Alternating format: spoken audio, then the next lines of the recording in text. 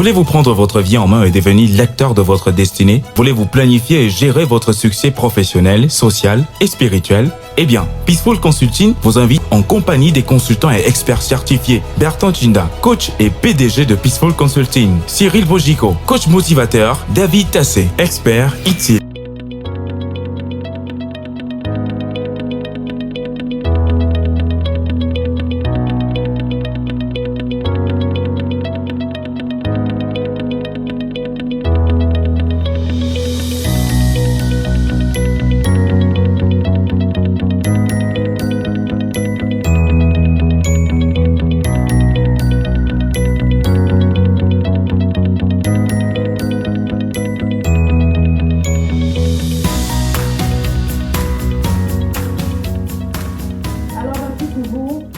Le coach Bertrand Chinda.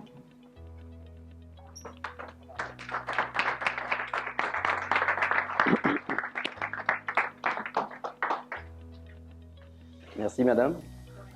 Bonjour tout le monde. C'est peut-être bonsoir. Oui, je suis le coach Bertrand Chinda. Je suis très enchanté, très honoré de prendre la parole pour la première partie de cette formation. Je suis très honoré de votre présence, que vous ayez laissé toutes vos activités pour être ici présent aujourd'hui, parce que vous avez confiance d'abord, dans un premier temps, à vous-même, et dans un second temps, à nous qui organisons cette formation. Je vous sais des personnes très occupées, et pour cette raison, j'en suis vraiment honoré. Comme l'a dit la dame, le temps, on a bouffé déjà presque 30 minutes de notre temps. Il faut que l'on aille rapidement pour récupérer ce temps-là. Juste pour les modalités d'usage, c'est que nous sommes ici à l'Hôtel Prince de Galles. Pour ceux vous avez vu des hôtesses qui sont là. Pour ceux qui ont besoin de sortir pour téléphoner, ils peuvent aller au couloir. Pour ceux qui veulent aller aux toilettes, ils peuvent traverser le hall tout droit. La première entrée, c'est pour les dames. La seconde entrée, c'est pour les hommes. Donc, vous pouvez vous mettre à l'aise là-bas. Nous ferons tout et tout pour terminer à 21h au maximum pour que tout le monde puisse rentrer convenablement chez soi. Donc, je vous remercie déjà pour votre ponctualité déjà. Et je dis le coaching de vie, nous parlons de vie. Nous parlons de vie, nous parlons de coaching de vie, nous parlons de vous. C'est ce qui est intéressant parce que vous savez que vous êtes la composante qui est la plus importante dans ce monde. Donc nous parlons de coaching de vie, c'est-à-dire accompagner. Le coaching, c'est un accompagnement, c'est-à-dire prendre quelqu'un d'une position A pour l'amener à une position B. Mais il faut déjà au préalable que cette personne ait choisi sa destination, c'est-à-dire son objectif. C'est là où le coaching va être efficace. Donc aujourd'hui, nous allons... Oui, comme je le disais tout à l'heure, aujourd'hui, la première partie va être présentée par moi, Bertrand Chinda. Il y en a 3 coachs. Moi, je suis Bertrand Chinda. Le second, il s'appelle David Tassé, il vient tout à l'heure. Cyril Bojico, qui va intervenir le 3e jour, il vient également tout à l'heure. Donc, je suis le PDG de Peaceful Consulting. C'est ce cabinet qui fait dans du développement de potentialité des êtres humains, des équipes, des organisations, qui accompagne les personnes à pouvoir réussir à obtenir ce qu'ils veulent au préalable comme objectif, ce qu'ils veulent de leur propre vie. Ça fait environ 8 à 10 ans que nous opérons ici en Afrique et plus précisément au Cameroun. Nous avons déjà comme compétence en termes de Peaceful Consulting, nous avons quelques entreprises qui nous ont fait confiance déjà, comme la Caisse des dépôts et des consignations du Gabon à Libreville, il y a le Maroc également et il y a Paris en France. Nous avons Essico qui fait dans le courrier, nous avons STV, nous avons Cambrai qui nous ont fait confiance ici, nous avons l'Assurance Générale du Cameroun qui nous ont fait confiance pour l'accompagnement, parce que ce qu'il faut comprendre, c'est que pour le développement d'une entreprise, pour le développement d'une équipe, pour le développement d'une entité, l'important, ce n'est pas l'entité, ce n'est pas l'équipe, ce n'est pas l'entreprise, ce n'est même pas le Cameroun. L'important, ce sont les êtres humains qui composent le Cameroun, qui composent l'équipe, qui composent l'entreprise, qui composent les organisations. Parce qu'on ne construit pas ces organisations ni ces entreprises, on construit les êtres humains. Et les êtres humains construisent les organisations, ils construisent les équipes, ils construisent le pays, ils construisent les équipes, ils construisent les familles. Donc, nous opérons dans les entreprises, de manière à pouvoir conforter, développer la compétence de chaque individu pour que chaque individu soit plus performant. Et vous avez entendu, nous avons parlé de projet de vie, c'est-à-dire projet de chaque individu, pour que chaque individu puisse être compétent à son poste de travail. Et par là, il va amener sa compétence dans l'entreprise. Donc, nous avons la Caisse nationale de sécurité sociale au Gabon, Radio Balafon, qui non seulement est notre client, mais également est un soutien incontournable. D'ailleurs, son PDG il va intervenir au 3e jour ici. Nous avons Kamlé, nous avons Oprag, qui est le port du Gabon, qui nous a fait confiance. Nous avons Ernst & Young. Ernst & Young, ils font partie des Big Four dans le monde en termes d'audit et de comptabilité. Ernst & Young qui est notre client et que nous coachons jusqu'à présent. Nous avons IHS qui s'occupe des pylônes, c'est-à-dire que si vous avez la connexion téléphonique, la connexion téléphonique, qui s'occupe de la construction et de la communication entre les pylônes pour Nextel, pour MTN, pour Orange. Nous avons Lito Project parce que nous opérons également à l'étranger, à Vérone en Italie, où nous allons pour faire le coaching d'équipe dans cette entreprise qui fait dans le marbre. Nous avons Promodis qui fait dans la distribution ici. Nous avons également Sogia Satom qui fait partie de nos clients. Et maintenant, en termes de partenariat, nous avons Agespo qui opère au Congo, au Tchad, en République centrafricaine, au Cameroun, où nous consultons parce que je vous ai dit tout à l'heure que Peaceful Consulting, avec son PDG, nous sommes spécialisés dans la programmation neurolinguistique, qui est un outil de développement des potentialités des êtres humains. Et quand nous intervenons dans les entreprises, c'est pour construire l'être humain, c'est pour amener l'être humain à devenir plus excellent. Et nous organisons également les coachings grand public comme ceci, pour amener chacun à pouvoir être d'abord dans un premier temps conscient qu'il a des potentialités illimitées qui résident en lui-même et qu'il doit tout simplement falloir les reconnaître, nous permettre de l'accompagner, à les tapoter pour qu'il puisse faire des choses qu'il n'a pas encore pu faire afin d'obtenir des résultats qu'il n'a pas encore pu obtenir jusqu'à présent. Donc nous avons Agespo, nous avons AF Consulting qui est également représenté au Congo, en République centrafricaine, en Côte d'Ivoire, au Gabon. Nous avons Excellium au Gabon qui nous a fait rentrer au Gabon. Et ensuite, nous avons CFCI au Canada, à Toronto, qui est un partenaire vraiment de qualité pour nous. Ça veut dire quoi avec CFCI? Parce que c'est le plus important là-bas. C'est que les attestations de participation que vous aurez à la fin de cette formation, si vous allez au Canada, ces attestations vont être reconnues comme les attestations de CFCI au Canada, à Toronto, au Canada. Parce que les compétences sont des compétences universelles. Elles sont reconnues ici, elles sont également reconnues de l'autre côté. J'ai dit tout à l'heure qu'il y a 3 intervenants. Il y a moi, Bertrand Chinda, le coach principal pour cette formation. Nous avons Cyril Bochiko, qui est le coach qui interviendra le 3e jour. Nous avons également un 3e coach qui a refusé de placer sa photo parce qu'il a dit qu'il est présent. Il ne préfère pas mettre sa photo quand il est présent. David Sassé, tu peux venir?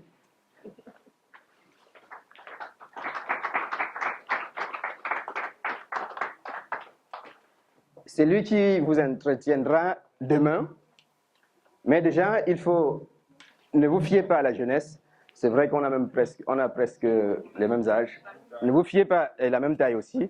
Ne vous fiez pas à la jeunesse parce que c'est quelqu'un qui est suffisamment outillé.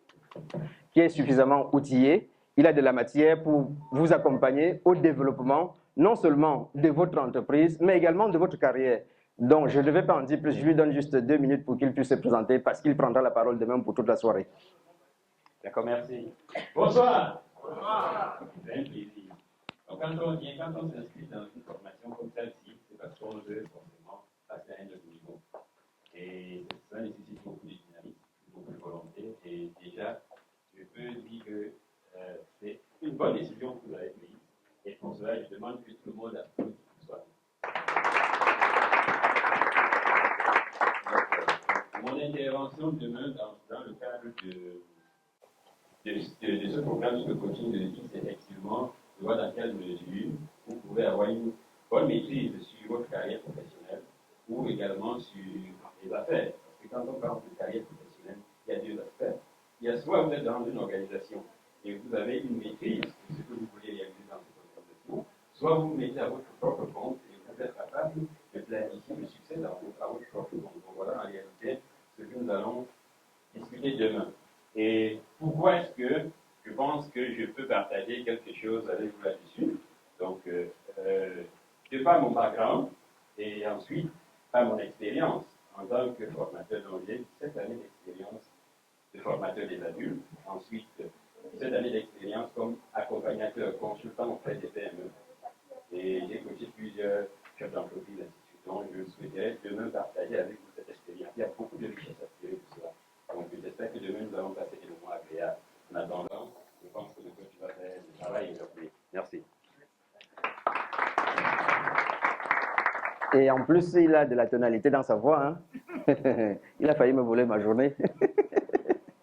Ok, d'accord. Bon, il a déjà dit, vous avez abandonné tout ce que vous aviez à faire aujourd'hui. Vous avez dit, et j'ai même des personnes qui m'ont dit, je devais voyager, mais j'ai repoussé mon voyage parce qu'il fallait absolument que je puisse venir pour assister à cette formation, parce que je sais que cette formation a quelque chose à voir dans mon développement, dans ce que je veux obtenir de la vie. Vous savez, on est là, moi je démarre timidement et puis je vais être très fort. Donc, vous savez, on est là à l'aube des élections présidentielles, et quand on parle d'élections présidentielles, on parle de programmes, de programmes ou bien de projets de société. Vous savez, tous les candidats ont les projets de société. Vous aussi, ils ne vous ont pas dit un certain nombre de choses. Ils ne vous ont pas dit que vous devez absolument avoir un projet de vie. Parce que projet de société, c'est bien pour eux. Mais pourquoi est-ce que vous allez voter le 7, c'est-à-dire dimanche? Vous allez voter pourquoi? Vous allez voter qui? Et pourquoi?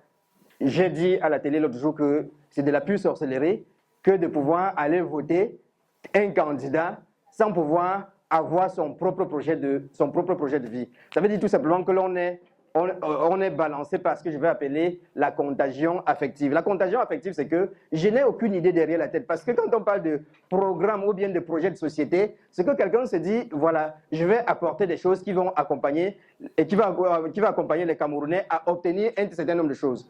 Vous vous connectez à cette personne, pourquoi? Parce que son programme correspond au vôtre. Est-ce qu'on se comprend? Parce que son programme, il correspond au vôtre. Voilà pourquoi est-ce que vous allez voter cette personne. Et vu sous cet angle, ça veut dire que si Jeanne, qui est mon épouse par exemple, va voter Bernard, qui est un candidat, alors que moi, Joseph, je vais aller voter, je dis n'importe quoi, Martin, il n'y aura pas de conflit pour nous. Pourquoi? Parce que chacun a son projet de vie et son projet de vie correspond au projet de société du candidat qui vient se présenter. Donc il est important pour tout un chacun déjà de pouvoir développer, élaborer, écrire son projet de vie. C'est très important. C'est vrai que c'est une opportunité à l'aube des élections présidentielles de pouvoir rédiger son projet de vie, mais c'était plus important, beaucoup plus tôt, que chacun puisse développer son projet de vie. Parce que le projet de vie nous amène à des endroits qui sont vraiment souhaitables pour nous. Donc, j'ai dit, vous avez tout abandonné, vous êtes ici aujourd'hui, et vous allez peut-être quitter ici à 21h ou à 21h30, ce serait un peu tard. Pour cette raison, encore une fois, comme mon collègue l'a dit, je vous demande tout simplement de pouvoir applaudir pour vous-même. Je souhaiterais également, parce que nous allons démarrer en trombe là, tout de suite là, que vous puissiez mettre vos téléphones sur vibreur ou bien sur vibreur ou sur silencieux ou bien les éteindre complètement pour que dans les prochaines 2 heures que nous allons avoir à faire ensemble, que l'on ne soit pas perturbé. Est-ce qu'on peut mettre nos téléphones sur vibreur? C'est-à-dire qu'ils avaient 10 ans, on s'est rendu à 55 ans plus tard, ils ont maintenant 65 ans. Qu'est-ce qui s'est passé? On se rend compte que 5% de ces spécimens travaillent toujours. On se rend compte que 36% sont décédés, peut-être par mort naturelle, peut-être par manque de soins, peut-être par accident. 36% sont décédés. 54% de personnes sont complètement fauchées. Ça, ce sont les statistiques. 54% sont complètement fauchées. On a 4 personnes qui sont relativement à l'aise. On a une seule personne qui est riche. C'est-à-dire qu'une seule personne qui a réussi dans sa vie. Il est normal que l'on se pose la question de savoir pourquoi est-ce que sur 100 personnes, juste une personne a pu réussir dans sa vie, alors qu'on a 99% des personnes qui sont complètement passées à côté? Ça, c'est la question que les gens doivent se poser aujourd'hui. Ils se sont posés hier, c'est-à-dire des personnes intelligentes, des personnes qui prennent soin d'eux, des personnes qui passent à une planification de vie, des personnes qui pensent à un projet de vie. Ils se sont posés ces questions, ils continuent à se poser ces questions. Et vous aussi, vous devez commencer à vous poser ces questions. Pourquoi il y a une seule personne qui est riche? On peut même aller beaucoup plus loin si on est clément, pour dire que 3% de la population, on a 87% de la population, non, on a 3% d'abord de la population qui se partagent 97% de la richesse et on a seulement 3% de la population qui se disputent les 97% de la richesse restante. Un constat est clair, c'est que si vous regardez un moto-taximan avec un taximan, il se dispute combien le matin pour l'agent de taxi? C'est environ 100 francs, alors que le Fokaji avec Foto Vitor, avec tous les autres Moncam, le père Moncam, ils se parlent en termes de milliards. Qu'est-ce qu'ils ont de plus que vous? Qu'est-ce qu'ils ont de moins que vous? Est-ce que ce sont les heures? Parce que les heures, quand on parle des heures, nous tous, nous avons 24 heures. Et ces 24 heures, on se lève pas un bon matin, on dit que non, vous avez mal utilisé vos 24 heures. Aujourd'hui, on vous donne 20 heures. Ou bien aujourd'hui, on vous donne seulement 10 heures et à eux, on leur donne 40 heures. Non, pas du tout. Ils ont les mêmes choses que nous. Pourquoi est-ce qu'ils ont pu être capables d'obtenir des choses que nous ne pouvons pas obtenir dans notre vie? Donc, voilà. Nous avons des personnes qui sont... Nous avons des personnes... S'il vous plaît, moins de bruit derrière. OK? Donc, nous disons que nous avons une seule personne qui a réussi, donc on a 99% de personnes qui ont échoué. N'ayons pas peur des mots, il y a 99% de personnes qui ont échoué. C'est un constat, certes, alarmant, mais qui doit nous permettre de pouvoir nous poser des questions. Parce que je vais vous dire une chose, peut-être que vous n'avez pas encore suivi jusqu'à présent, que les questions sont plus importantes que les réponses.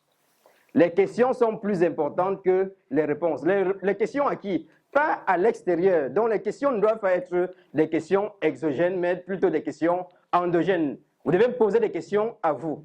Pourquoi est-ce qu'il n'y a qu'une seule personne qui a réussi? Nous avons le constat, les papas qui sont là dehors sur les motos. Nous avons des papas qui sont des veilleurs de nuit. Mais qu'est-ce qui s'est passé? Et si nous ne faisons pas autre chose aujourd'hui? Parce qu'eux aussi, ils ont mené la vie que nous menons aujourd'hui. Si nous ne faisons pas quelque chose de différent, nous risquerons d'être dans le même cinéma ou bien dans le même scénario demain quand nous allons être à la retraite. Alors, qu'est-ce qui s'est passé? Ils sont passés également par la crise que j'appelle la crise de la vingtaine. C'est quoi la crise de la vingtaine? C'est que nous sommes tous allés à l'école. Aujourd'hui, le moins diplômé au Cameroun, il a soit la licence ou bien le master. Le moins diplômé et le bachelier, on parle parfois d'illettré. Mais qu'est-ce qui s'est passé dans la tête de ceux qui sont allés à l'école pour chercher les diplômes? Ils sont allés à l'école, ils ont cherché les diplômes, ils croyaient qu'au sortir de l'école, ils devraient être des directeurs, ils devaient être des ministres, ils devaient être des médecins, ils devaient être des pilotes, ils devaient être des grands commerçants, ils devaient être ci et ça. Mais qu'est-ce qui s'est passé? C'est qu'au sortir de l'école, ils se sont rendus compte qu'ils descendaient sur terre, comme on a l'habitude de le dire. Ils sont descendus sur terre parce qu'il n'y avait aucune possibilité d'être ministre, il n'y avait aucune possibilité d'être pilote, il n'y avait aucune possibilité d'être médecin. Ils ont fait les NAM 5 et 6, 10 fois, ils ont échoué. Je suis enseignant d'université et j'ai des étudiants qui sont à leur 3e, 4e master parce que après le premier master, ils se sont rendus compte que ce n'était pas un master approprié. Ils ont changé, ils sont allés faire un autre master, ce n'était pas toujours le master approprié. Voilà. Alors, quand ils sortent de là, ils se rendent compte que le diplôme n'était que le diplôme pour rien. Ça fait environ combien d'années d'études? Au BAMO, si on commence à l'école primaire, on est à 14 ans, c'est ça? Ou à 13 ans? On est à 13 ans d'avoir déchiré ses pantalons sur les bancs et on se retrouve là sans rien. On se retrouve là comme quelqu'un qui n'était jamais allé à l'école. Et c'est pour cette raison que les églises réveillées récupèrent ce style de personnes parce qu'ils sont la bonne foi. Ils ont espéré à quelque chose et au sortir de l'école, ils n'ont pas eu cette chose-là. Nous sommes aujourd'hui en train de vous démontrer qu'il y avait autre chose à faire. La faute n'est pas à l'extérieur. La faute ne vient pas du gouvernement. La faute ne vient pas de notre couleur de peau. La faute ne vient pas de notre tribu. La faute est à nous-mêmes. La faute est à ces personnes. C'est pour cette raison qu'ils sont passés par la crise. Ils sont passés par la crise de la vingtaine. Et peut-être que vous aussi, vous êtes passés par la crise de la vingtaine. Et peut-être tous les étudiants qui sont ici et qui n'ont que 20 ans, ils risquent de passer à la crise de la vingtaine. Ils risquent de se décourager. Et pourtant, il y a une autre chose à faire. Il y a une chose à faire pour sortir de cette situation. Après la crise de la vingtaine, on peut avoir des personnes qui sont devenues qui ne vont pas réussir dans la vie parce que la vie est une question de choisir et de payer le prix. Vous choisissez X, vous payez le prix. Vous choisissez la réussite, vous payez le prix. Vous choisissez l'échec, vous allez également payer le prix. La réussite dans la vie est impersonnelle. La vie est impersonnelle. Elle ne choisit pas de gagnant, elle ne choisit pas de perdant. Voilà ce que la vie est. Donc, il y en a qui vont passer par la crise de la trentaine. Dans la crise de la trentaine, ils ont réussi à poser 2, 3 dossiers quelque part en y ajoutant leur master, leur licence et autres à la trentaine. Ils ont été recrutés dans une entreprise 2, 3 ans. Ils ne sont pas calés dans le secteur qui est le leur. Et à peine, ils ont de l'encouragement pour continuer à bosser, pour continuer à aller de l'avant à la trentaine. Alors ces personnes, ce sont des personnes découragées. J'ai oublié ici, à la crise de la vingtaine, de dire qu'il y a des personnes qui sont mortes depuis l'âge de 20 ans. Peut-être ici avec nous. Non, peut-être pas ici dedans. Parce que vous êtes quand même là. Il y a des personnes qui sont mortes à l'âge de 20 ans. Ils vont être enterrés à 80 ans. Pourquoi? Parce qu'au sortir de cette école, avec des diplômes, des tonnes de diplômes, ils n'ont pas pu émerger quelque part, ils n'ont pas pu être recrutés quelque part, le rêve est descendu et quelqu'un leur a dit, comme bien des amis qui sont des pessimistes, ils leur ont dit, descendez sur terre. Et ces personnes ont perdu tout espoir au développement, à la réussite, à la prise en charge de eux par eux-mêmes. Ils attendent que la force vienne de l'extérieur. Ces personnes sont mortes. Et on peut regarder, n'allez pas regarder loin, hein. Sortez tout simplement, vous regardez autour des kiosques de Paris Mutuel, ou bien de Paris Foot, ou bien de Damier, ou bien de Ludo, ou bien tout ça là. Vous allez regarder, vous allez voir des jeunes qui sortent chaque matin, ils sont tout autour. Ils espèrent gagner un lot. Ils espèrent gagner un lot, mais ils savent quand même qu'ils ne gagnent, ils vont pas gagner des lots. Ils se disent, et quand vous communiquez avec ces personnes, ils se disent, qu'est-ce qu'ils vous disent? Ils vous disent que le Cameroun est pourri. Comme si c'était le Tchad qui n'était pas pourri. Je ne dis pas que le Cameroun n'est pas pourri, hein. Comme si c'était le Tchad qui n'était pas pourri. Moi, j'ai eu la chance de voyager beaucoup. Je suis arrivé dans des pays occidentaux où j'ai trouvé des blancs. Oui, parce qu'on a le mythe du blanc ici, là, où on pense que être blanc, c'est synonyme de la réussite. J'ai vu des blancs plus clochards que ceux que nous retrouvons ici. Ça veut dire quoi, cette métaphore? Ça veut dire que si vous êtes paresseux ici, vous êtes paresseux en Europe, quelqu'un est paresseux en Europe, vous êtes tous deux paresseux. Vous êtes pauvre ici, quelqu'un est pauvre aux États-Unis, vous êtes tous deux pauvres. Donc il est important de savoir que l'histoire de pauvreté, de zone de pauvreté, ce n'est pas une zone géographique, c'est une zone intellectuelle. C'est une zone qui se situe dans votre esprit. Donc il y a des personnes qui sont mortes à l'âge de 20 ans, parce qu'au sortir de l'école, ils n'ont jamais rien eu. J'ai d'ailleurs un grand frère qui a eu son bac en 89 et il attend toujours que l'on lance les concours, hein, jusqu'à présent. Il attend qu'on lance les concours. Ça veut dire quoi? Ça veut dire que cette personne est morte. Elle n'a plus d'espoir à la vie. Elle vit pour rien. Elle consomme de l'air inutilement. On aura des personnes qui vont avoir la crise de la trentaine. Dans la crise de la trentaine, ils ont essayé, ils ont eu un emploi, ils ont eu un petit emploi, et puis ils se sont dit, ok, ça peut marcher. Mais 2, 3, 5 ans, ils sont toujours là, le salaire n'a pas progressé, ils ont été recrutés avec leur baccalauréat ou bien avec leur licence à 35 000 ou bien à 40 000 ou à 50 000 francs. Jusqu'à présent, jusqu'à 30 ans, c'est la même chose. Et finalement, ils se sont dit que non, ça ne peut pas marcher comme ça là. Moi, je suis venu sur la terre pour accompagner les autres. Bon, de toute façon, je ne peux plus me faire gronder par mon patron alors que je suis diplômé. Il est rentré à la maison, il a fait une caisse de cigarettes, il s'assied, il sort le matin, il s'assied à côté. On n'achète pas, il reste tranquille. Donc, il fait un mouvement quotidien qui ne le fait pas avancer. Cette personne est allée à la retraite à l'âge de 30 ans. Est-ce que vous comprenez? Cette personne est allée à la retraite à l'âge de 30 ans et va aller normalement à 65 ans à la retraite. Et ce sont ces styles de personnes qui après commencent à accuser les enfants parce que il faut accoucher, accuser les enfants pour dire j'ai des enfants et qui ne m'apportent absolument rien. Je vous dis à vous ici aujourd'hui, vous êtes des jeunes, et vous êtes jeunes. Si vous ne prenez pas votre vie en main, si vous ne faites pas que quelque chose change, demain vous allez être soumis au même conditionnement. Parce que quand on parle, vous ne faites que regarder le papa du quartier, là, le voisin là, et ça vous fait sourire.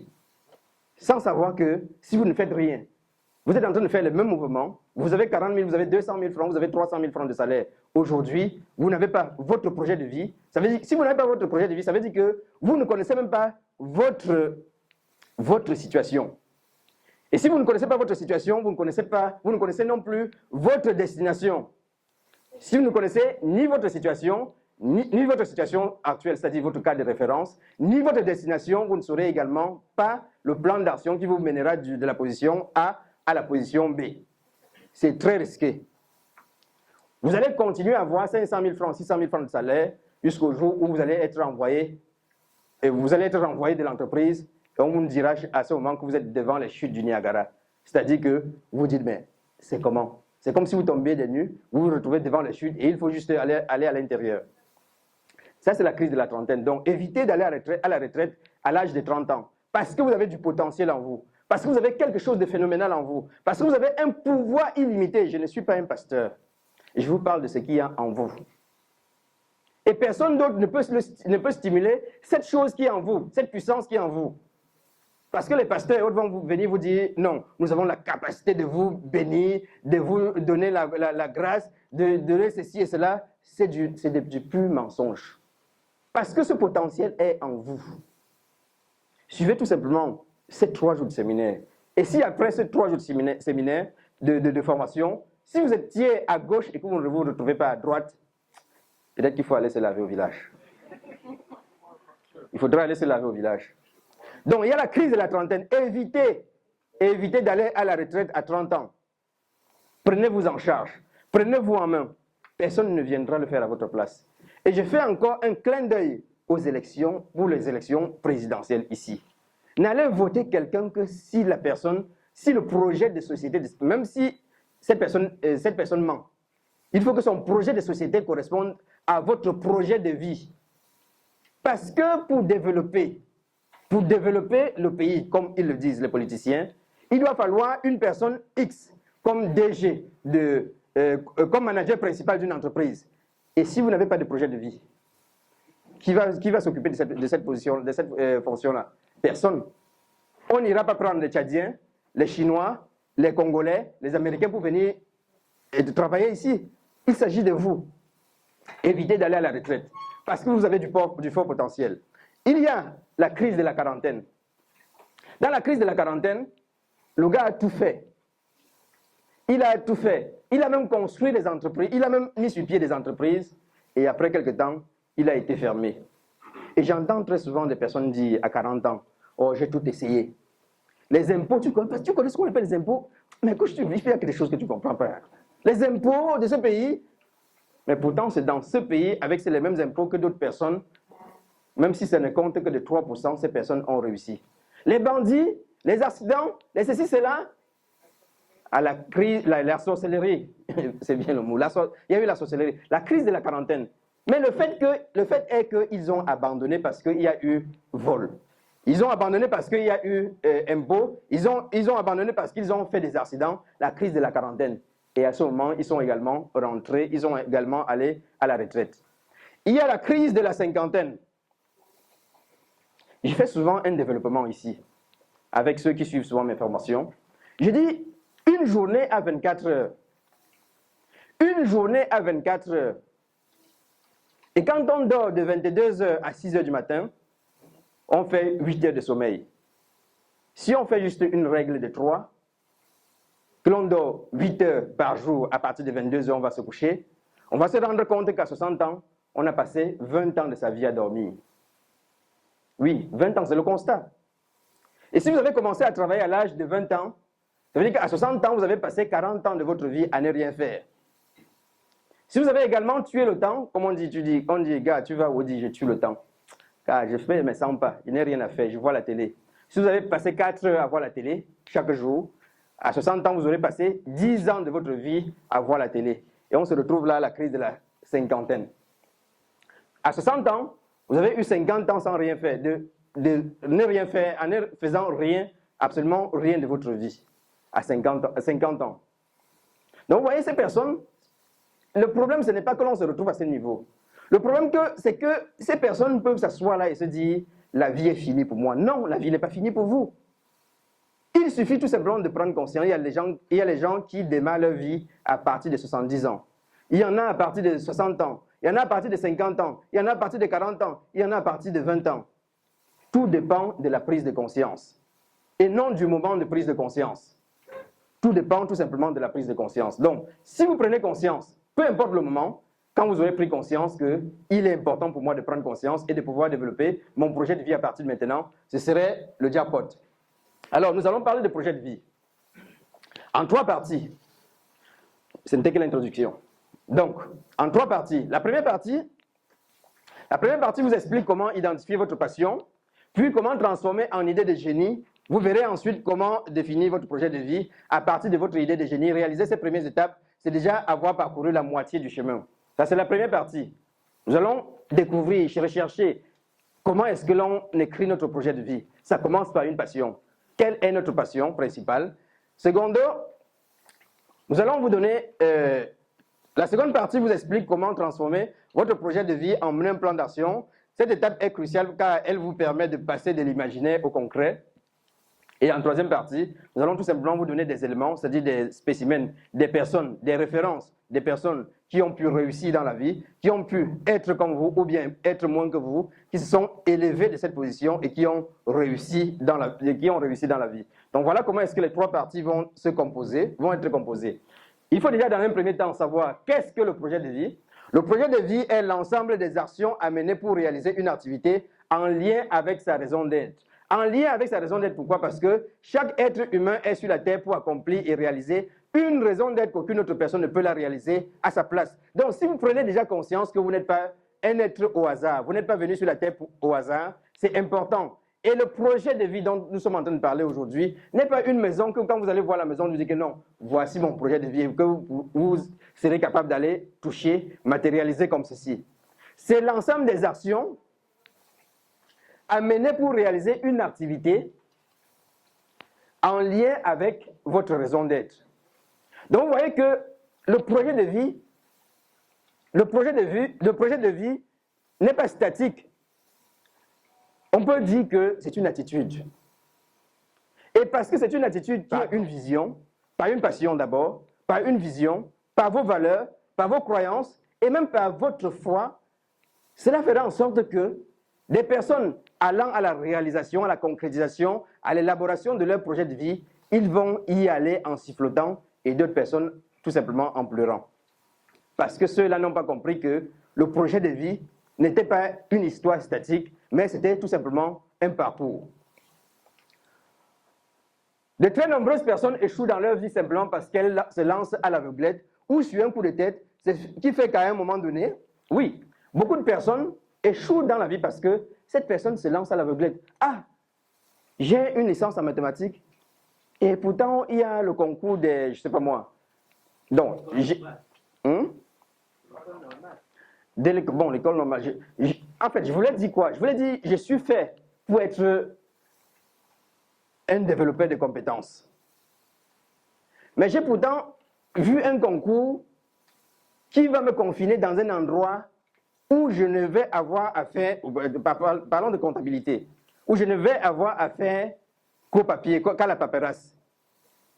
Et puis je me dis, bon, si je ne vais pas prendre ce concours-là, à la fin, je n'aurai rien. Je me lance dans ce concours, j'obtiens ce poste, et finalement, dans toute ma vie, je deviens tout malheureux. Pourquoi? Parce que ce que j'ai choisi ne correspond en rien à mon orientation personnelle. Ça ne correspond en rien à mes valeurs. Ça ne correspond en rien à ma passion. Ça n'a rien à voir avec ma vision de la vie. C'est pour cette raison que vous allez avoir des mauvais médecins. Des mauvais médecins, c'est-à-dire que vous arrivez devant le médecin, vous êtes en train de mourir, ça ne lui dit absolument rien parce que sauver des vies n'a rien à voir avec ses valeurs, avec sa vision. Vous allez avoir des mauvais policiers. Pourquoi? Parce que la sécurité n'a rien à voir avec sa vision, avec ses valeurs. Vous allez avoir des mauvais enseignants. Parce que éduquer n'a rien à voir avec leur vision, avec leurs valeurs. Ils avaient tout simplement envie d'obtenir un poste, on dit au Cameroun, le matricule, le nom est là, le matricule. C'est pour cette raison que vous allez voir comment, aujourd'hui, dans notre paysage, beaucoup de personnes préfèrent envoyer leurs enfants au privé que d'envoyer au lycée. Parce qu'ils se disent que non, au privé, ils sont quand même soumis à l'excellence. Si un enseignant va au privé et qu'il n'est pas soumis à l'excellence, qu'il le veuille ou qu'il ne le veuille pas, il est soumis à l'excellence. Sinon, il va être renvoyé. Pourquoi? Parce que ces personnes se sont lancées à l'aveuglette. Et quand on pose la question, quand on est en train de faire du coaching, quelqu'un vous dit, il voyait mieux. Moi, je dis très souvent aux parents, vous ne savez pas ce que vous êtes en train de faire. Est-ce que toi, parent, tu peux aller te coucher sur une table pour qu'un médecin qui n'est pas fait pour être un médecin t'opère? Pas du tout. Parce que vous recherchez autre chose. Mais pourquoi est-ce que nous allons pousser nos enfants sous prétexte qu'il faut tout simplement qu'il ait un salaire? Vous allez voir que des personnes qui réussissent, j'ai parlé des 3%, ce sont des personnes qui très souvent laissent l'acquis et sautent vers l'inconnu. Il laisse l'acquis, il va vers l'inconnu parce que cet acquis ne correspond en rien à ce qu'il voulait de sa vie. Et il souffre. Il ne suffit pas tout simplement d'avoir du travail, de gagner de l'argent. À quoi servira-t-il d'avoir de l'argent, d'avoir du travail, d'avoir son salaire et d'être en train d'exécuter des vies? Parce que ce métier n'est pas fait pour nous. Je disais que de très nombreuses personnes échouent dans leur vie simplement parce qu'elles se lancent à l'aveuglette sur un coup de tête, ce qui fait qu'à un moment donné, elles se rendent compte qu'elles vivent une vie qui ne leur convient pas. Oui, à un moment donné, elles se rendent compte qu'elles vivent une vie qui ne leur convient pas, qu'elles ont choisi la mauvaise voie ou qu'elles ont échoué dans la réalisation de leur projet. L'important, ce ne serait pas maintenant, l'important, c'est à la fin. Vers où est-ce que je suis en train de tendre? Et j'ai dit tout à l'heure qu'il y avait deux positions. La position de départ, c'est-à-dire que le cadre de référence, où est-ce que je suis aujourd'hui? Ça, c'est ma situation présente. Maintenant, je détermine où est-ce que je suis en train d'aller. Ça, c'est ma destination. Quand j'ai établi ces deux positions, je peux faire maintenant le plan d'action pour quitter du plan A au plan B. Même de façon inconsciente, on se retrouve parfois dans la position où on n'a pas établi son projet de vie et on se rend compte que ce métier n'était pas fait pour nous. Et on a des conséquences. Vous avez suivi dans les années antérieures des personnes qui sont allées se suicider au pont, non? Vous avez suivi qui sont allés se suicider. On a eu des personnes qui sont tranchées la gorge à Maïma. Je connais une employée de brasserie qui a déposé sa voiture quelque part sur le pont et elle voulait sauter dans l'eau parce que sa carrière n'avait plus de sens pour elle, parce qu'il y a des gens qui ont... Et elle était faite pour autre chose. Elle a choisi une autre chose. Il est important de prendre conscience. Vous, peut-être aujourd'hui, vous allez vous dire, oh non, je suis déjà âgé. Non, mais je dis, même si vous êtes dans la cinquantaine, il ne se fait pas tard. Même si vous êtes dans la soixantaine, il ne se fait pas tard. Mais pour ceux qui sont encore plus jeunes, il est important de se recadrer, de revoir la vie autrement par l'élaboration de leur projet de vie. Ce qui est plus triste, c'est que soit elles renoncent par lassitude ou découragement, je l'ai dit, il y a des personnes qui, du jour au lendemain, abandonnent leur poste de travail et disent « je ne travaille plus, ça va, c'est bon pour moi ». Soit elles continuent sur le chemin et continuent à vivre une vie triste et sans saveur, vous rentrez dans un service, il n'y a personne qui vous reçoit avec du sourire, ces personnes sont complètement mécontentes, ces personnes sont complètement larguées, ces personnes n'ont aucun goût à la vie, si bien que vous posez souvent la question de savoir, mais vous étiez obligé d'être recruté, vous étiez obligé de venir au travail le matin, parce que ces personnes ne sont pas en train de faire une activité qui est la leur. Cela se traduit différemment en fonction des personnes. Certains décident alors de se reprendre en main et de passer à l'action. D'autres sombrent dans la dépression, le burn-out. D'autres encore se renferment sur elles-mêmes. Et d'autres renoncent et continuent à vivre en se trouvant des excuses. Voilà le constat. Maintenant, il y a d'autres façons. Alors que survient la crise et quelles qu'en soient les causes, ce que je me suis en train de vous dire aujourd'hui, c'est que si vous avez besoin de changer d'air, si vous avez envie de refaire votre vie, si vous avez envie de changer de métier, si vous avez également envie vous êtes devant une crise existentielle, parce que les personnes qui partent de se suicider, elles sont dans une crise existentielle. Elles se demandent, je vis pourquoi? Vous voyez pourquoi est-ce que les questions sont plus importantes que les réponses? Mais cette question, il ne fallait pas la poser à cet instant, il fallait la poser beaucoup plus tôt. C'est pour cette raison qu'il est important pour vous de vous poser continuellement des questions pour ne pas être face à une crise existentielle. Il y en a qui doivent se retrouver, on l'a dit tout à l'heure, dans la crise de la vingtaine, de la trentaine, de la quarantaine, de la cinquantaine, qui se retrouvent devant les coups durs, les obstacles, les échecs, etc. Si vous êtes devant l'une de ces situations, ici, vous êtes la bienvenue parce que vous aurez de quoi changer de situation. Parce que l'important ici, c'est de savoir pourquoi est-ce qu'il est important de construire votre projet de vie. Si on revient à la construction du projet de vie, il y a un certain nombre de choses. La première chose, c'est l'avant-projet. Ce travail est la première partie de votre projet. Le plus important est de prendre le temps de s'arrêter quelques instants à ce point. Cela permettra aussi de se lancer dans un nouveau projet, conscient de ses forces et de ses faiblesses, ce qui est indispensable pour redonner un sens à la vie. Donc le plus important, ce n'est pas d'avoir réalisé que vous avez fait un échec à la vingtaine, à la trentaine, ou à la quarantaine, ou à la cinquantaine. Le plus important, c'est de savoir qu'il est possible aujourd'hui de donner un sens, de vous arrêter, de donner un sens, ou bien de redonner le sens à votre vie, et de vous dire, aujourd'hui, à partir de ce moment, je vais dans cette direction-ci. Donc nous allons au cours de cette formation, très rapidement, coacher chacun à tenter de donner ou de redonner un sens à sa vie, Allez chercher au plus profond de votre être ce qui vous caractérise. Tentez de retrouver vos rêves d'enfant. Ce n'est pas un exercice très difficile. Les exercices qu'on fera aujourd'hui ne sont pas des exercices très difficiles. On va tout simplement vous amener à redonner un sens à votre vie, à retrouver vos rêves d'enfant. Cherchez tous les moments de bonheur et de joie que vous ne voyez plus aujourd'hui. Parce qu'on a tellement oublié. Il y a un certain nombre de choses qu'on faisait dans l'enfance et que l'on croyait que, aujourd'hui, on croit que c'était les choses de l'enfance. On a tellement oublié et on vit autre chose. Cette autre chose ne nous amène pas à être vraiment conséquents ou bien heureux maintenant. Donc, on va vous amener à retrouver votre passion parce que c'est de votre passion que naîtra votre vision. Et c'est votre vision qui est une vue imagée de ce que va être votre futur dans 5 ans, dans 10 ans, dans 20 ans, dans 30 ans, qui va conditionner le style d'action que vous allez commencer à exercer aujourd'hui. Parce que ce résultat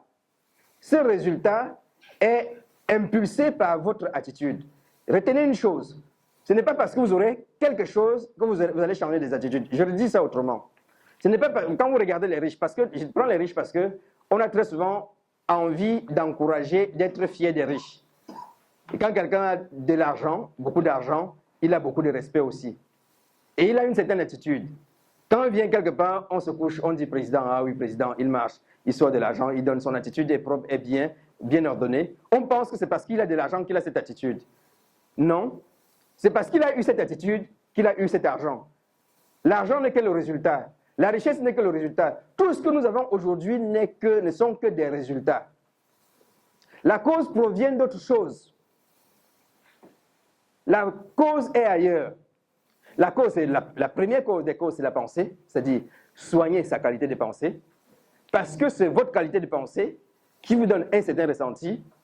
C'est parce que vous avez un certain ressenti que vous êtes soit encouragé, soit motivé, soit démotivé. Et si vous êtes motivé ou démotivé, vous avez un comportement approprié en droite ligne avec votre émotion principale, parce que ça dérive de la pensée. C'est parce que vous aurez un certain type de comportement que cela va induire une attitude précise. Donc, faites attention à votre qualité de pensée. Et pour faire attention à sa qualité de pensée, je dis très souvent, soignez votre cercle d'influence, les gens avec qui vous marchez, le style de votre lecture, le style d'information, le style de compagnie. Soignez ce cercle d'influence. Parce que ça influence automatiquement sur votre pensée, et votre pensée influence sur vos émotions, sur votre ressenti influence sur votre comportement influence sur votre attitude, et votre attitude vous donne le résultat que vous avez aujourd'hui. Donc, des personnes, là où vous êtes aujourd'hui, ne dites pas que mais je me suis retrouvé, vous voyez, j'ai le diplôme, le gars était le plus cancre de notre classe, aujourd'hui il est le plus riche, aujourd'hui il a été induit par l'attitude. C'est pour cette raison que le changement ne viendra jamais de l'extérieur. On peut l'appliquer même au pays, à une organisation, à une entreprise. Le changement ne vient pas de l'extérieur, il vient de l'intérieur. Donc faites attention. Si vous êtes ici aujourd'hui parce que vous voulez retrouver vos passions, pour que ça vous conduise à votre vision, la vision principale, la vision qui est la vôtre, cette vision va nous permettre de déterminer quelles sont les valeurs qui vont vous accompagner à prendre des décisions. Parce que vous êtes aujourd'hui le résultat des décisions que vous avez prises dans les 2 à 5 dernières années. Vous êtes le résultat des décisions. Et ces décisions sont sous-tendues par vos valeurs. Les gens n'ont pas fait attention aux valeurs. Les gens ne connaissent pas quelles sont leurs valeurs. Et même ici, je parle ici dedans. C'est pour cette raison que vous échouez à répétition, à rebondissement, parce que vous ne connaissez pas quelles sont vos valeurs. Après quoi est-ce que vous courez? Les valeurs. Ce sont nos valeurs qui nous permettent de prendre des décisions dans la vie. Et ce sont de nos décisions qui font de nous ce que nous sommes aujourd'hui. Alors, pour changer le lendemain, qu'est-ce qu'il faut? Il faut changer ce qui a créé les décisions, que nous avons prises aujourd'hui, que nous prendrons aujourd'hui. Et c'est quoi? Ce sont nos pensées. Et nos pensées induisent nos valeurs, et nos valeurs nous permettent de prendre des décisions. Si vous voulez changer quelque chose dans 2, 5, 30 ans, 50 ans, 60 ans, prenez des décisions conséquentes aujourd'hui. Et je pense que vous avez pris la meilleure décision. La meilleure décision a été de venir ici aujourd'hui pour savoir comment est-ce qu'il était important d'écrire votre projet de vie ou bien de réécrire votre projet de vie. Parce que écrire le projet de vie ça ne veut pas simplement dire que vous allez réussir votre projet de vie, non. Vous pouvez écrire, il y en a ici qui ont écrit leur projet de vie et qui aujourd'hui se trouvent dans une position délicate. Peut-être ils sont venus aujourd'hui parce qu'il faut reprendre une motivation pour aller à la réalisation de cette raison, de ce projet de vie. Peut-être ils veulent reprendre, ils veulent réécrire. Peut-être parce qu'ils n'ont jamais écrit leur projet de vie, ils veulent commencer à partir de maintenant à écrire leur projet de vie. C'est le plus important. Le plus important, c'est que vous ayez pris une décision. Ça veut dire que vous êtes dans le bon sens. Est-ce que vous pouvez applaudir pour vous-même? Vous êtes dans le bon sens. Pour retrouver un socle sur lequel s'appuyer et qui vous permettra de définir votre vision de votre avenir, il faut, dans un premier temps, une vision claire pour donner ou redonner un sens à votre vie. La vision. Monsieur Tassé va vous parler demain des entreprises. Aucune entreprise ne peut se développer sans vision. Une vue imagée de ce que vous voulez que votre vie soit dans 2 ans, dans 5 ans, dans 10 ans. Une vue imagée, la vision. Si une entreprise ne peut pas se développer sans vision, si tu veux sortir, tu passes par là. Si une entreprise ne peut pas se développer sans vision, à plus forte raison, vous-même. Et Cyril Bojiko va vous parler jeudi du rendez-vous avec vous-même. Il y en a qui loupent les rendez-vous avec eux-mêmes. Vous avez rendez-vous avec une petite, vous êtes à l'heure. Vous avez rendez-vous avec votre bailleur, vous êtes à l'heure. Avec votre employeur, vous êtes à l'heure. Pour le visa, non, vous voyagez même 2 jours avant. Rendez-vous avec vous-même, vous oubliez même. Vous oubliez qu'il y avait un rendez-vous. Il y en a qui ne savent même pas que c'était important, que c'est important de prendre un rendez-vous avec eux-mêmes. Il y en a des gens comme ça. Oui, nous, n'ayons pas honte. Et il faut l'avouer, ici, aujourd'hui. Il faut savoir que, oui, je fais partie des personnes qui n'ont jamais pris de rendez-vous avec eux-mêmes. Ça, parce que vaut mieux ne pas savoir et savoir qu'on ne sait pas, que de ne pas savoir et croire qu'on sait. Donc, affirmer dès aujourd'hui que je n'ai jamais pris rendez-vous avec moi-même. Je n'ai jamais fait un conseil d'administration avec moi-même. Pour ceux qui ont l'habitude de m'écouter dans les médias, c'est que je parle toujours d'un conseil d'administration. C'est-à-dire, en fin de semaine, on s'assied, on fait le conseil d'administration avec soi-même. La meilleure entreprise qui existe sur la Terre, c'est nous-mêmes d'abord. Et c'est pour cette raison que j'ai insisté aux chefs d'entreprise qui sont ici aujourd'hui de faire venir leurs collaborateurs. Parce que si vos collaborateurs n'ont jamais pris de rendez-vous avec eux-mêmes, ils ne sont pas sérieux quand ils viennent prendre le rendez-vous avec vous. S'ils n'ont jamais fait de conseil d'administration avec eux-mêmes, ils ne sont pas sérieux quand ils viennent à votre conseil d'administration. Parce qu'ils ne savent pas là où ils vont. Si je ne sais pas là où je vais vous accompagner nulle part. Ou bien la moindre difficulté, je vais tout simplement baisser les bras. Et qui aura perdu? Vous. Donc, intéressez-vous en tant que chef d'entreprise à développer les compétences de vos collaborateurs. En faisant quoi? En les amenant à trouver une vision claire pour leur propre vie. Ceux qui m'ont suivi à la télé, à la radio, je disais, une entreprise est faite pour faire ensemble. On est dans une entreprise parce qu'on veut faire ensemble. On est dans un pays comme le Cameroun parce qu'on veut faire ensemble. Et pour faire ensemble, il faut être ensemble. Vous savez ce qui se passe depuis presque 2 ans dans les zones nord-ouest et sud-ouest et les zones francophones. On parle de vivre ensemble. Donc, on aurait pu diagnostiquer ça, vivre ensemble. Et c'est ça dans l'entreprise. Vivre ensemble, être ensemble, parce qu'on veut faire ensemble. Et c'est la même chose avec les familles. Votre famille, vous avez une famille parce que vous voulez faire ensemble. Et pour faire ensemble, il faut être ensemble. Alors, comment être ensemble si personne ne sait même qui il est? Donc, tout commence par la connaissance de soi, par le développement des projets personnels. Je ne peux participer au projet d'ensemble que parce que je sais que ce projet d'ensemble me permet de pouvoir réaliser mon projet à moi. Donc, un chef d'entreprise qui accompagne ses collaborateurs à trouver leur propre vision, à avoir une vision claire de là où ils veulent aller, il n'est pas en train de se perdre.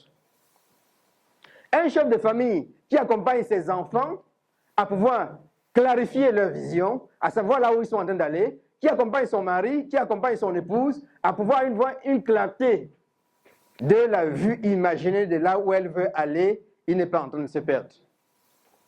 Il est plutôt en train de gagner. Parce que mieux elle saura qui elle est, mieux également, plus elle va collaborer. On va être ensemble. Et si on est ensemble à ce moment, on pourra faire ensemble. Voilà pourquoi est-ce que certaines entreprises réussissent là où certaines n'ont que des résultats médiocres. Voilà pourquoi est-ce que certaines familles réussissent là où d'autres n'ont que des résultats médiocres. Pourquoi? Parce qu'on a su développer l'être humain. Parce qu'on a su accompagner l'être humain. Et c'est pour cette raison que nous disons encore, une fois de plus, qu'on ne développe pas une entreprise, on ne développe pas une équipe, on ne développe pas une famille, on développe l'être humain et l'être humain développe l'entreprise. Donc, comment le faire? Il faut une vision claire pour redonner un sens à la vie, faire le point de ses fondamentaux, pour ne pas être en train de surfer sur les nuages, faire le point de ses fondamentaux, qu'est-ce que je sais, qu'est-ce que je ne sais pas, tout commence à partir de là. Faire son bilan personnel et professionnel. Alors, est-ce que vous vous êtes déjà posé la question de savoir qu'est-ce que vous voulez faire de votre vie? Je vous assure que il y a des personnes qui arrivent à 60 ans, 70 ans, sans exactement savoir ce qu'ils veulent faire de leur vie. Je ne vais pas poser les questions aux gens ici, hein, dans ce sens-là. Chacun se la répond. Oui. Parce que quand on réalise, on regarde, on se dit, mais est-ce que mon voisin la comprend même? Il sait que je ne me suis jamais posé ce style de questions. Chacun va répondre à sa question. Et même, vous avez les supports là. Dans le support, les exercices qui sont dans le support, ou bien le cours dans le support, allez vous asseoir dans votre chambre. Fermez même la chambre. Travaillez vous-même, sans avoir honte. Pourquoi faire quelque chose de sa vie? J'ai dit tout à l'heure que 3% de la population se partage 97% de la richesse. Quand je parle de la richesse, je peux parler de la richesse intellectuelle, la richesse spirituelle, la richesse sur le plan santé, la richesse sociale, la richesse financière. 3% de la population se partage 97% de la richesse. Et pourquoi est-ce que les 97% sont contents, très très contents de se disputer les 3% des miettes de la richesse? C'est parce que ces 3%, ces 97% de la population ne se sont jamais posé ce type de questions. Que faire de ma vie? Essaye de poser cette question quand tu arrives à la maison, à ton voisin. Qu'est-ce qu'ils vont vous répondre? Il t'a dit que je me plains. Il t'a dit que c'est un problème pour moi. Fous-moi le camp. Tu vois les gens comme ça là. Si ta vie te dépasse, c'est ton problème. Hein? Je n'ai pas de problème. Parce que c'est une question difficile. Une question à laquelle quand on pose, une question que quand on pose, on est obligé d'entrer sous le lit avant de répondre. Ou bien on est obligé de faire 2 jours sans manger. Parce qu'on se dit, mais pourquoi est-ce que depuis des lustres, je ne me suis jamais posé cette question? Que faire de ma vie? Et il y en a, c'est-à-dire les 97%, ils s'en foutent. Et quand on s'en fout, on se retrouve où? Au bar. Vous connaissez comment on définit le bar? B-A-R, bon à rien. Oui, bon à rien. Oui, oui, bon. Bon.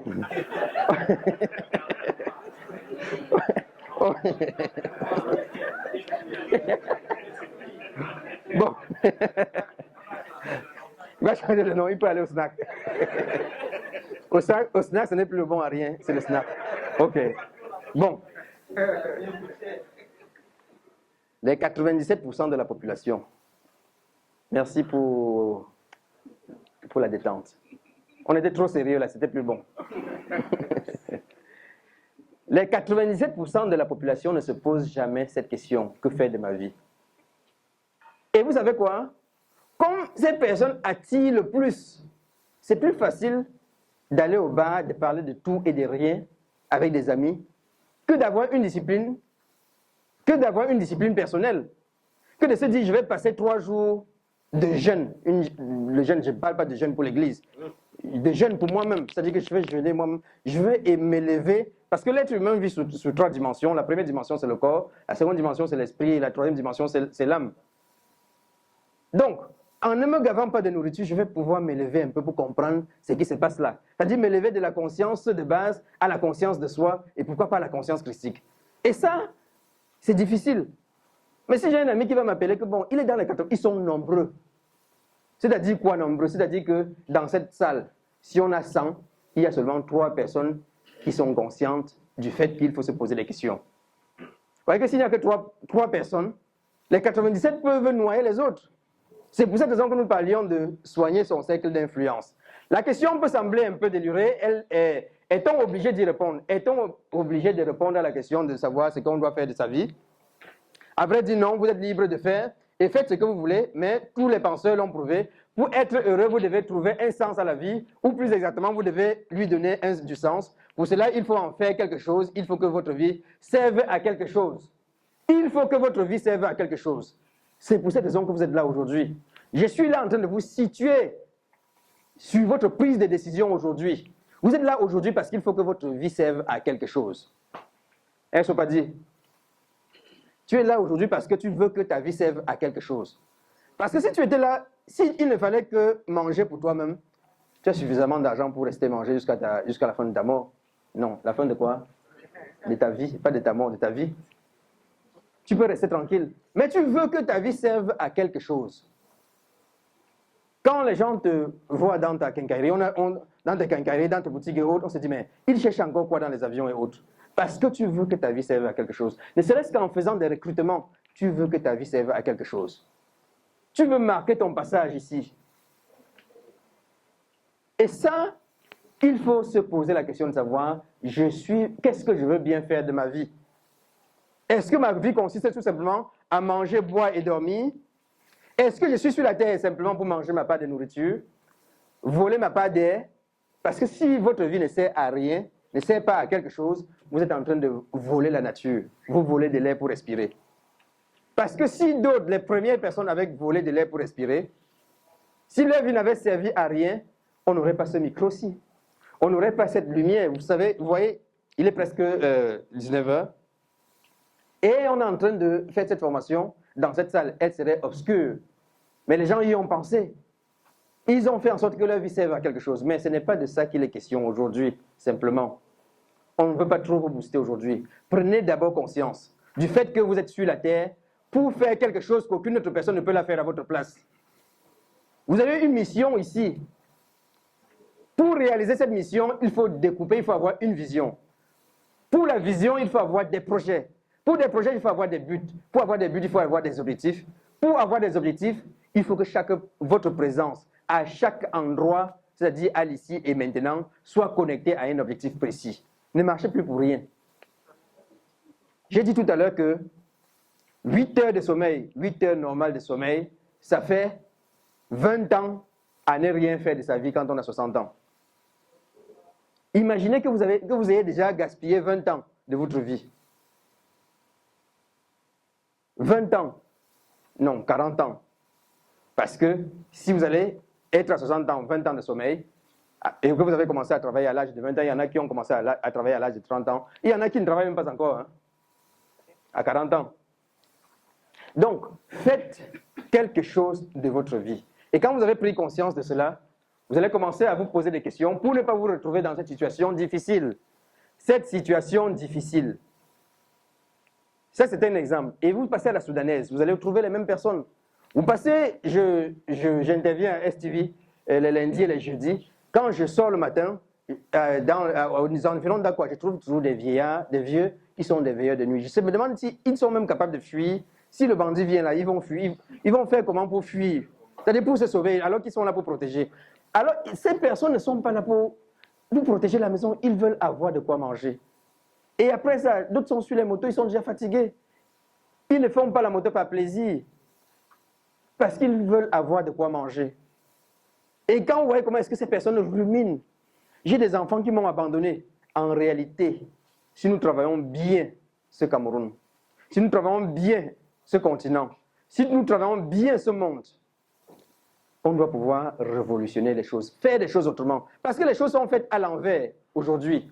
Ce n'est pas normal qu'un enfant porte son papa financièrement, ses parents financièrement sur le dos. Ce n'est pas normal. N'allez pas trouver des justificatifs pour cela. Parce que le papa n'a pas fait ce projet, ce que vous êtes en train de faire aujourd'hui, son projet de vie, sa planification. Il ne suffit pas seulement de faire son projet de vie, il faut faire sa planification. Il n'a pas fait cela. Ou bien il a eu, et puis il a dispatché, et il se retrouve dans une situation où l'enfant est soumis à composer d'abord sa propre vie, à travailler d'abord sur sa propre vie, à faire de sa propre vie quelque chose. Il faut qu'il vienne encore donner aux parents. Alors que le parent est en train de faire comment? Est en train de partir. C'est ça ou c'est pas ça? C'est ça ou c'est pas ça? Le parent est en train de partir, donc il ne va, son immeuble, sa maison, sa concession, la fortune ne doit plus lui servir à quelque chose. Donc c'est le moment de faire le partage, c'est-à-dire que c'est ce qu'on appelle l'héritage. Je ne suis pas en train de dire que le jeune ne doit pas s'occuper. Ce n'est pas ça, ce que je dis. Émotionnellement, je n'ai pas dit ça. Mais je parle des charges. Le papa est en train de partir. Vous allez aux États-Unis, vous allez en Europe, vous allez au Canada, vous allez vous rendre compte que quand un enfant, à l'âge de 30 ans, 40 ans, veut acheter sa maison, le papa ou le grand-parent dit « je te donne 20% sur les 200 000 euros qu'on est en train de te demander.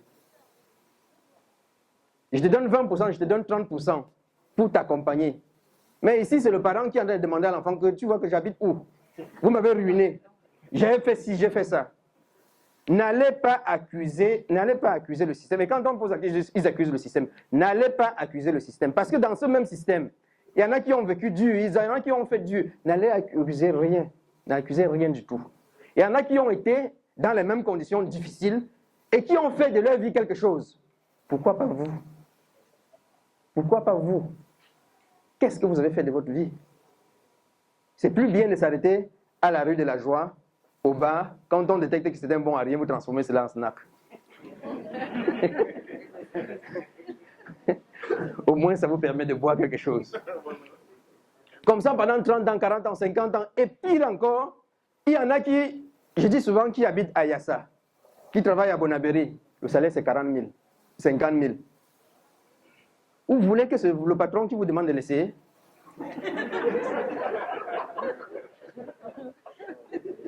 Après 40 ans, quand vous écoutez ces personnes, dites que non, le type là m'a exploité. Le type là m'a exploité. J'ai passé toute ma vie, il m'a exploité. C'était où? Pour toi, c'était où? On te demande de venir t'asseoir dans une formation comme celle-ci, d'écouter. Ou bien d'écouter quelqu'un qui va sortir de cette formation pour engager un commentaire. Quand il engage un commentaire, tu connais tout. Tu es parti jeter l'argent. 30 000? Non, mon ami. Hey! Tu as le cœur. 30 000 comme ça pour t'asseoir 3 jours. Non, même pas 3 demi-jours. Donc, quelques heures. Non, c'est pas sérieux. Avec cet argent, tu aurais pu... Il va te raconter ce qui n'a pas de sens. Alors que vous êtes en train de faire un investissement. Vous êtes en train de faire un investissement. C'est pour cette raison que si vous sortez d'ici et quelque chose ne change pas simplement dans votre comportement, mais dans votre attitude, vous aurez perdu de l'argent. Il faut que quelque chose change. Ou dans votre comportement, dans votre attitude, parce que ce sont ces deux éléments, deux principaux éléments qui vous donnent un résultat. Chacun connaît son résultat. Moi, je connais mon résultat. Et s'il y a un pasteur ici, il va commencer à tapoter son voisin pour dire qu'il est Dieu. Il est Dieu. Il est prétentieux, ce garçon. Non, je connais mon résultat.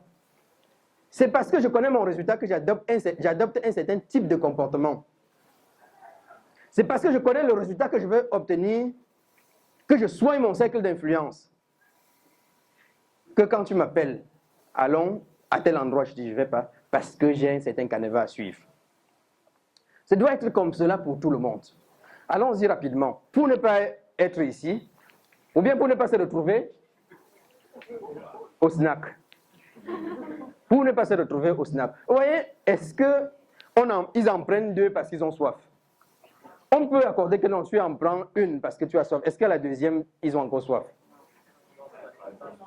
C'est pour t'appeler et ces personnes, ils savent recruter.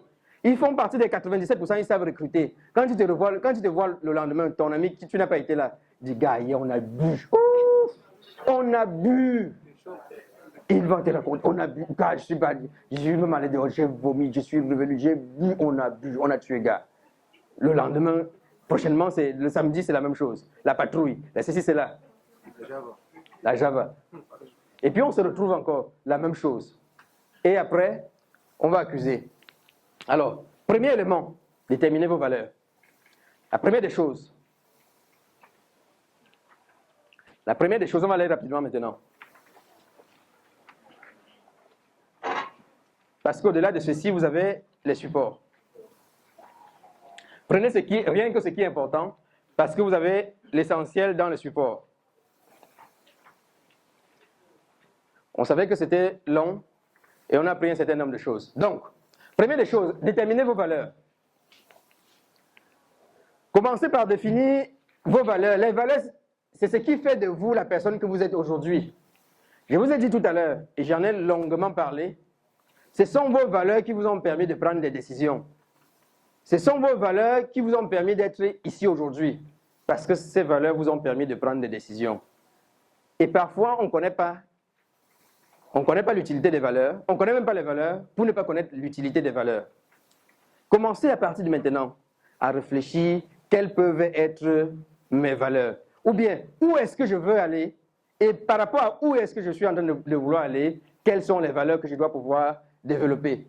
Les valeurs, c'est ce qui fait de vous la personne que vous êtes. Ce sont les principes auxquels vous adhérez. Il ne s'agit pas simplement des qualités qui déterminent votre caractère. On parle surtout des critères déterminants lorsque vous devez prendre des décisions. Par exemple, suivez très bien. Par exemple, certaines personnes ont pour valeur principale l'argent. Oui, on a des personnes qui ont pour valeur principale l'argent. Je ne vais pas dire que l'argent c'est une mauvaise chose. Rien ne compte autant pour eux que d'en gagner. Elles y consacrent toute leur force, toute leur énergie. Pour cela, elles décident de suivre une formation ou des études qui leur fourniront un emploi bien rémunéré et rien d'autre ne compte à leurs yeux, pas même une vie de famille normale. Je ne suis pas en train de vous demander de juger. Je suis en train de parler des valeurs. Et n'allez pas croire que l'argent n'est pas important. Hein? Moi, j'aime l'argent. Qui n'aime pas l'argent? Qui n'aime pas l'argent ici? Si vous n'aimez pas l'argent, si quelqu'un n'aimait pas l'argent, il ne devait pas être ici. Comment il ne devait pas être ici? Parce qu'il ne devait pas avoir de quoi payer cette formation. Je ne veux pas dire un amour, je vais pas dire un amour exagéré pour l'argent. Mais quand même de pouvoir, parce je suis quand même surpris je suis quand même surpris et Napoléon Hill le dit dans ses livres. Vous avez ses livres à la sortie là-bas. Il le dit dans ses livres, le pouvoir, là-dedans, il parle du pouvoir de notre subconscient.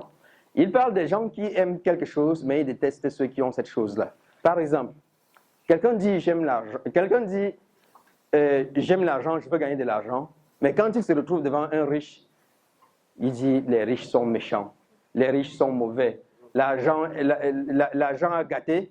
Vous savez, quand vous le dites, votre subconscient prend acte et puis repousse toutes les situations qui peuvent amener l'argent à vous ou bien la richesse à vous. Pourquoi? Parce que si vous avez de l'argent, vous allez devenir comme ces riches. Et quels sont ces riches? Ce sont des personnes qui sont mauvaises, qui n'aiment pas ci, qui n'aiment pas ça. Et vous vous rendez compte que vous ne vous retrouvez pas vous ne vous retrouvez jamais devant des situations qui vont devant des opportunités qui vont vous conduire à la réalisation ou bien à l'obtention de ce que vous voulez de la vie. Et vous dites que vous êtes maudit dans la vie. Vous n'êtes pas maudit dans la vie, c'est tout simplement que vous avez pris des décisions. Donc il faut faire attention. Il y a des personnes qui aiment, je suis en train de parler des valeurs.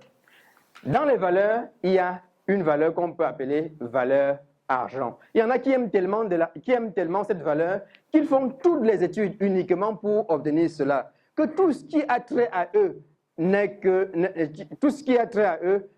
de ramification qu'à l'argent, par rapport à l'argent. J'ai coaché certaines personnes qui m'ont dit, et d'ailleurs, je ne suis pas en train de les juger, qui me disent, ça, mon entreprise avant ma famille. Et il ne faut pas leur en vouloir pour ça. Et j'ai dit tout à l'heure que chaque être humain est sur la terre pour accomplir et réaliser une raison d'être qu'aucune autre personne ne peut la réaliser à sa place. Peut-être que la raison d'être cette personne porte cette personne à pouvoir aller réaliser quelque chose en dehors de sa famille. Sa famille n'est là que comme ça. Et vous, parce que vous avez pour valeur principale votre famille, vous jugez cette personne en disant que non, elle aime trop l'argent et moi j'aime beaucoup la famille et lui, elle aime trop le pouvoir. Chaque personne a sa raison d'être. Et par rapport à sa raison d'être, on doit pouvoir développer les valeurs qui nous conduisent à la réalisation de cette raison d'être-là. D'abord, aux valeurs qui nous permettent de créer, de développer une vision. Donc, pour développer une vision, je parlais dans un premier temps des valeurs. Même si vous n'appréciez pas les choix de cette personne, c'est-à-dire que celui qui, on dit que non, l'autre s'accroche au pouvoir, l'autre aime beaucoup l'argent, l'autre aime beaucoup, je ne sais pas moi, la malhonnêteté, non, l'honnêteté, parce que la malhonnêteté n'est pas une valeur, c'est l'antivaleur. Parce que ce n'est pas dans le sens positif. Donc, je disais, même si vous n'appréciez pas ce choix, il faut reconnaître que ceux qui vivent ainsi savent parfaitement ce qu'elles font de leur vie. Elles ont et vivent en accord avec leurs valeurs. Le problème maintenant, c'est de vous poser la question de savoir quelles sont les vôtres. Nous sommes en train de prendre un chemin.